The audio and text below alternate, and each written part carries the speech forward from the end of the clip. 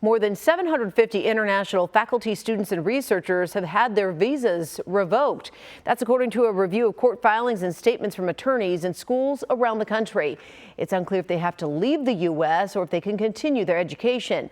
A new lawsuit alleges traffic stops and dismissed cases were used as justification for some of these revocations. And that's a case for an Ohio State student. Now he's suing President Trump. The student's attorney says the Trump administration unlawfully revoked his student visa. They feel that this move goes back to the students' participation in pro-Palestinian protests on the OSU campus. Isabel Hansen has the very latest. A protest in support of Palestine nearly a year ago on Ohio State's campus came back to haunt a graduate student from India, Ahwar Sultan. He received an email from a university administration, from the Office of International Affairs, essentially just informing him that his CVIS had been terminated and or that his visa had been revoked. Sultan's attorney says all signs point to his participation in pro-Palestinian protests and affiliation with the OSU chapter of Students for Justice in Palestine as the reasons for revoking his student visa. He was a TA, like he had classes, he had students that he was helping out.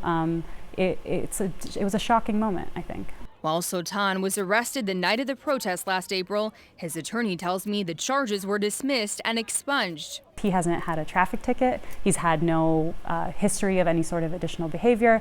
He was obviously cleared to come into the country to become a graduate student at The Ohio State University, so there was no concern of him being in this country at any point in time. So there's nothing that would have ever flagged him as somebody who should have their visa stripped, other than being part of these protests that the Trump administration has said are grounds to strip you of your status. And those charges were dismissed? That's correct. Along with President Trump, their lawsuit is against Marco Rubio, Pam Bondi, Kristi Noem, and Todd Lyons. You feel that this is unconstitutional. Absolutely. Why?